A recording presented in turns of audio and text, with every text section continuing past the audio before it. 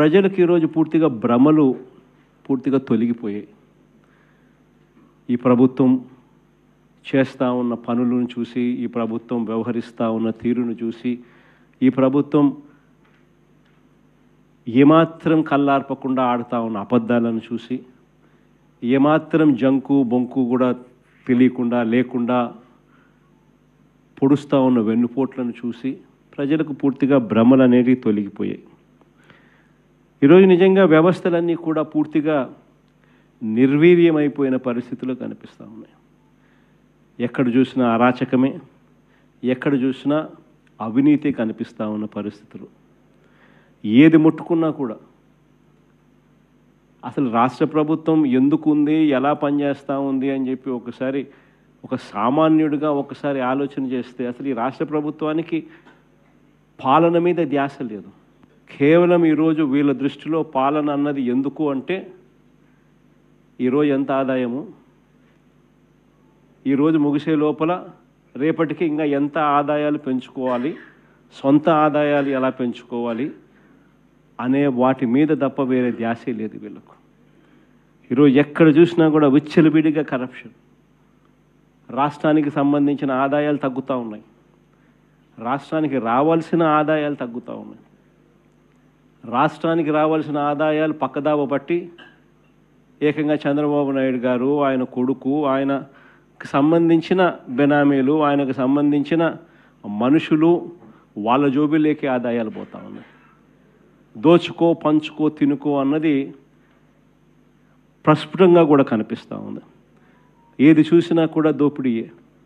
ఇసుక దగ్గర నుంచి మొదలు పెడితే రాష్ట్రానికి సంబంధించిన ఆదాయాలు తగ్గుతూ ఉన్నాయి. మరోవైపు ఇసుక చూస్తే మన హయాంలో కన్నా రెండింతలు ఎక్కువ రేటుకు అమ్ముడుపోతూ ఉంది. రాష్ట్రానికి సంబంధించిన ఖజానాకు రావాల్సిన డబ్బులు పోతూ ఉన్నాయి. ఇసుకైనా అంతే, మట్టి అయినా అంతే, క్వాడ్స్ అయినా అంతే, సిలికా అయినా అంతే, లాటరైట్ అయినా అంతే, చివరికి లిక్కర్ ఏ స్థాయిలోకి వెళ్ళిపోయిందో మనం అంతా కూడా చూస్తూ ఉన్నాం. విచ్చలవిడిగా ఈరోజు మాఫియా కనపడతా ఉంది. ప్రతి నియోజకవర్గంలోనూ ప్యాకెట్ క్లబ్బులు కనిపిస్తూ ఉన్నాయి. ఎక్కడ పడితే అక్కడ ₹10 పావులాకు రూపాయికి భూములను పంచిపెడతా ఉన్నారు తమకు సంబంధించిన వాళ్లకు. పవర్ పర్చేస్ అగ్రిమెంట్స్ మన హయాంలో ₹2.49 మనం పవర్ పర్చేస్ అగ్రిమెంట్లు మనం చేస్తే ప్రజలకు మంచి జరగాలి, రైతులకు మంచి జరగాలి, మరో 30 సంవత్సరాలు రాష్ట్ర ప్రభుత్వం మీద భారం పడకూడదని మనం చేస్తే నానా యాగి చేసిన వీళ్ళు ఈరోజు ₹4.60 ఈరోజు పవర్ పర్చేస్ అగ్రిమెంట్స్ పీపీఎల్ చేసుకుంటా ఉన్నారు. అసలు లిక్కర్ అనేది ఏ స్థాయిలోకి తీసుకొని పోయినారు అని అంటే, లిక్కర్ అనేది మన పార్టీ హయాంలో ఎక్కడా కూడా ఎటువంటి అవకాశం కూడా ఉండకూడదు, లిక్కర్లో క్వాలిటీ అనేది ఒక అంశంగా కూడా ఉండకూడదు అనే ఉద్దేశంతో వైఎస్ఆర్సీపీ హయాంలో ఏకంగా లిక్కర్ తయారు చేసే కంపెనీలు ప్రఖ్యాతగాంచిన డిస్టిలరీస్ నుంచే ప్రొక్యూర్ చేసేటివి.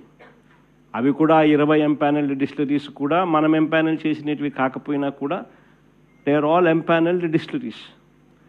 వాటి నుంచి మాత్రమే ప్రొక్యూర్మెంట్ జరిగేది. అక్కడ కూడా క్వాలిటీ చెక్ జరిగేది.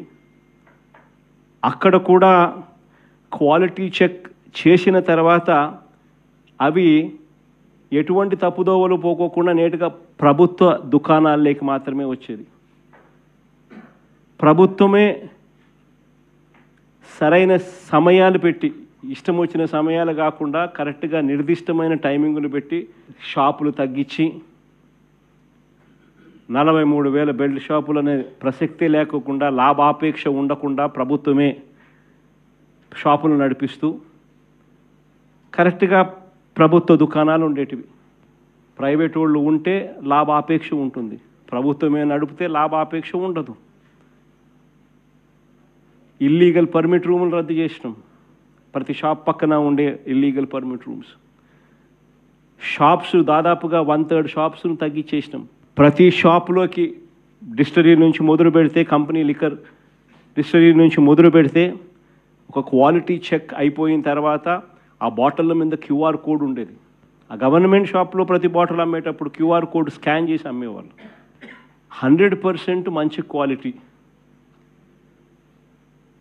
రెప్యూటెడ్ ఎన్లిస్టెడ్ డిస్టరీల నుంచి మాత్రమే ప్రొక్యూర్డ్ మెటీరియల్ అమ్ముడుపోయేది. గవర్నమెంట్ షాపుల్లో నుంచి అది కూడా అమ్మే పరిస్థితి ఉండేది. ఈరోజు చూస్తే నిజంగా ఆశ్చర్యం కలిగించే విషయాలు. ఒకసారి చూస్తే ఒక మాఫియా తరహాలో టోటల్గా గవర్నమెంట్ దుకాణాలన్నీ పూర్తిగా తీసేసినారు. చంద్రబాబు నాయుడు ఆయనకు సంబంధించిన మాఫియాకు సంబంధించిన ప్రైవేట్ దుకాణాలను పిక్చర్లోకి తీసుకొచ్చేసినారు. ప్రైవేట్ దుకాణాల నుంచి ఏకంగా ఇలా మాఫియా కంట్రోల్ చేసే ప్రైవేట్ దుకాణాల నుంచి గ్రామ స్థాయిలోకి కూడా ఏకంగా ఆక్షన్లు పాడి మరి వీళ్ళకి సంబంధించిన కార్యకర్తలకు మాత్రమే నిర్వహించే విధంగా బెల్ట్ షాపుల నిర్వహణ కూడా వాళ్ళకు అప్పచెప్పినారు. వీళ్ళందరికీ మళ్ళీ ప్రొటెక్షన్ పోలీసులు ఇచ్చేట్టుగా బెల్ట్ షాపులకు ఆక్షన్లు వాడి డబ్బులు వసూలు చేసి ఎమ్మెల్యే ఇంత, పోలీసులు ఇంత, పైన పెద్దబాబుకు చిన్నబాబుకి ఇంత అని చెప్పి ఒక పద్ధతి ప్రకారం డిస్ట్రిబ్యూషన్ నెట్వర్క్ మొత్తం కంట్రోల్లోకి తీసుకున్నారు.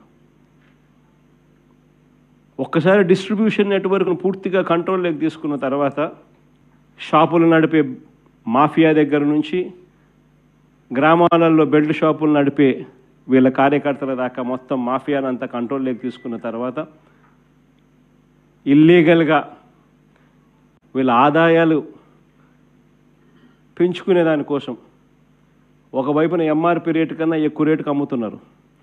అది ఇల్లీగల్ పర్మిట్ రూములలో పక్కనే ఇల్లీగల్ పర్మిట్ రూములు తెరిచి పెగ్గుల రూపకంలో మందు పోస్తూ అమ్మడం అయితేనేమి, గ్రామాలలో బెల్ట్ షాపులు ఈ రేటుకు కొనుక్కున్న తర్వాత ఆ రేటుకి 20 రూపాయలు, 30 రూపాయలు, 10 రూపాయలు ఎక్కువ వేసి మళ్ళీ దాన్ని వాళ్ళు అమ్ముకునే పరిస్థితి అయితేనేమి కళ్ళ ముందర కనిపిస్తూ ఉంది. అవినీతి అన్నది ఎలా జరుగుతూ ఉందో, గవర్నమెంట్కి రావాల్సిన ఆదాయం గవర్నమెంట్కి రాకుండా వీళ్ళ జోబీలేకి ఆదాయం ఎలా పోతూ ఉందని.